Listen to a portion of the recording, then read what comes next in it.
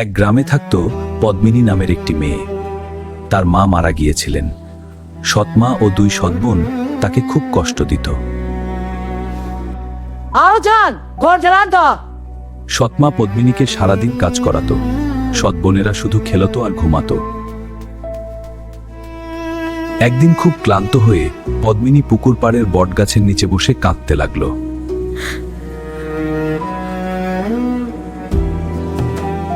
হঠাৎ পুকুরে একটি সোনালী ব্যাঙ দেখতে পেল পদ্মিনী।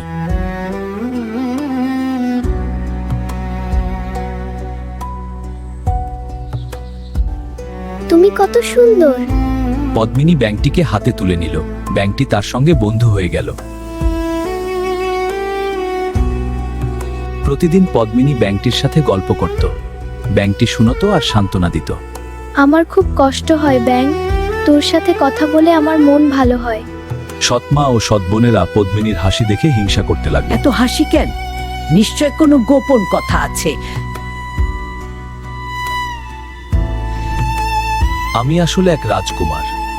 এক রাক্ষস আমাকে ব্যাঙ বানিয়ে দিয়েছে।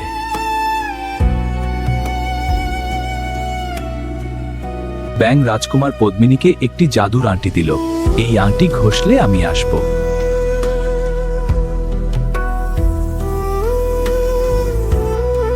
ওই ব্যাংকটা ধরে ফেল, ওটা নিশ্চয় সোনার। সৎমা ব্যাঙটাকে ধরার পরিকল্পনা করল। থামো, একে ছেড়ে দাও। ভয় নেই, আমি তোমাকে বাঁচাবো। সৎবোনেরা ব্যাঙ ধরতে এলে পদ্মিনী তাকে বাঁচিয়ে জঙ্গলে পালিয়ে গেল। ধন্যবাদ পদ্মিনী। জঙ্গলে পদ্মিনী আঁটি ঘষল। জাদুর আলো জ্বলে উঠল। ব্যাঙটি ক্ষণিকের জন্য রাজকুমারের রূপ নিল। সে বলল, রাক্ষসের দুর্গে গেলে আমি মানুষ হয়ে যাব। আমি সাহসী। পদ্মিনী রাজকুমার ব্যাঙকে নিয়ে রাক্ষসের দুর্গের উদ্দেশ্যে রওনা হলো।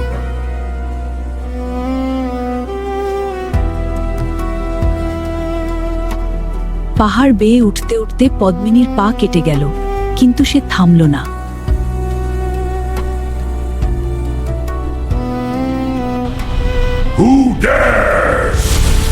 দুর্গের দরজায় পৌঁছে পদ্মিনী জাদুর আঁটি দেখাল। দরজা খুলে গেল। একটা ছোট মেয়ে। রাক্ষস হেসে উঠল, কিন্তু পদ্মিনীর আঁটির আলো তাকে দুর্বল করে দিল। পদ্মিনী আঁটি ঘষতেই ব্যাঙ রাক্ষসের কপালের মণি ভেঙে দিল।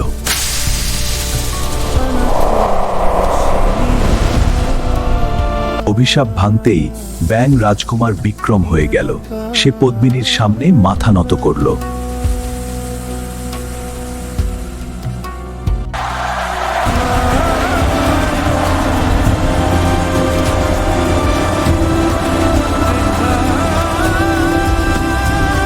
রাজকুমার বিক্রম পদ্মিনীকে তার গ্রামে পৌঁছে দিতে চলল।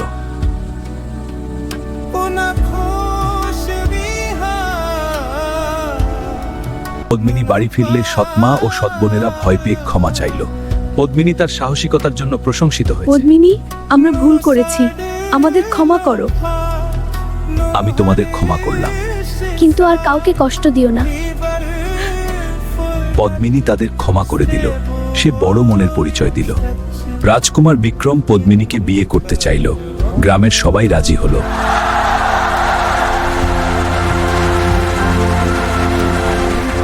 পদ্মিনীর বিয়ে খুব ধুমধাম করে হলো। সোনালী আঁটি জ্বলজ্বল করছিল।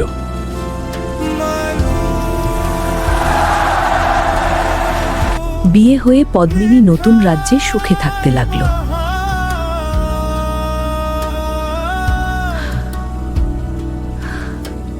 পদ্মিনী রানী হয়ে গরিবদের সাহায্য করত।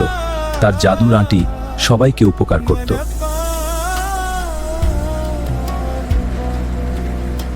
বছরও কেটে গেল। পদ্মিনীর একটি কন্যা হলো। সে মেয়েকে ব্যাঙ রাজকুমারের গল্প শোনায়। পদ্মিনী সারা জীবন গরিবদের সাহায্য করে গেল। তার জাদুর আঁটি সব সময় তার সঙ্গে ছিল। বৃদ্ধ বয়সে পদ্মিনী তার জীবনের স্মৃতি নিয়ে সুখী ছিল।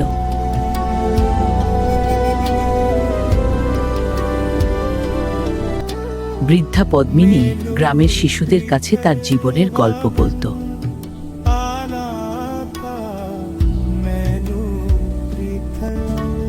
এসো ছোট্ট একজন, তোমার কষ্ট দূর করব।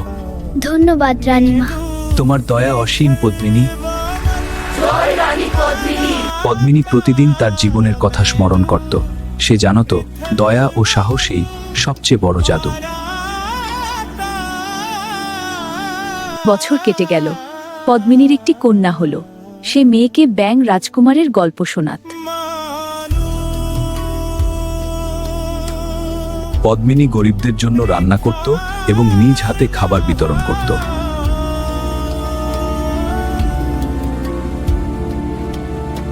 বয়স বাড়ার সাথে সাথে পদ্মিনী তার জীবনের কষ্ট ও জয়ের কথা স্মরণ করত।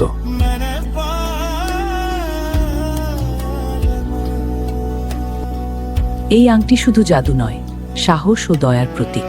পদ্মিনী তার মেয়েকে জাদুর আংটি দিয়ে বলল, সাহস আর দয়া রাখলে জাদু নিজেই আসবে। বৃদ্ধা পদ্মিনী গ্রামের শিশুদের কাছে তার জীবনের গল্প বলতো। আমার জীবনের গল্পগুলো তোমাদের সাথে শেয়ার করতে চাই। পদ্মিনী তার জীবনের শেষ দিনগুলোতে শান্তিতে কাটাত। ধন্যবাদ বন্ধু। পদ্মিনী তার নাতি নাতনিদের কাছে ব্যাং রাজকুমারের গল্প বলতো।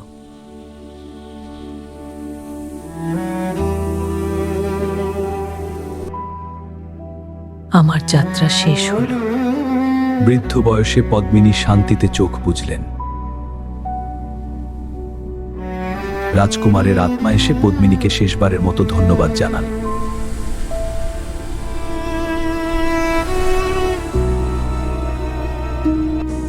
পদ্মিনীর আত্মা আকাশে তারা হয়ে জ্বলতে লাগলো।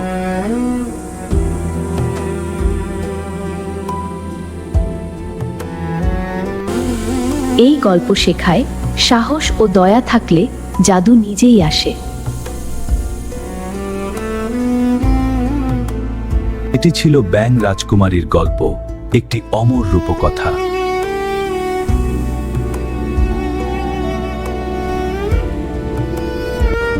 এই গল্প উৎসর্গ করা হলো সব মেয়েকে যারা সাহসী হয়।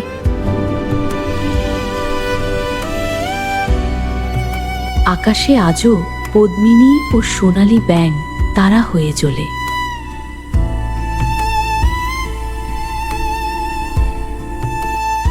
সোনালী আঁটি আজও জ্বলে, সাহসের প্রতীক হয়ে।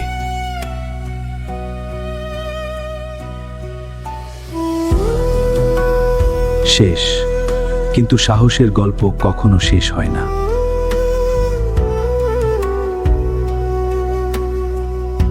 সমাপ্ত।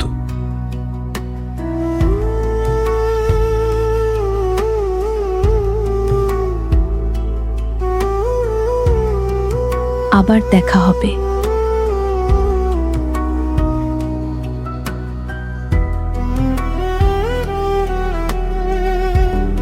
শুভরাত্রি।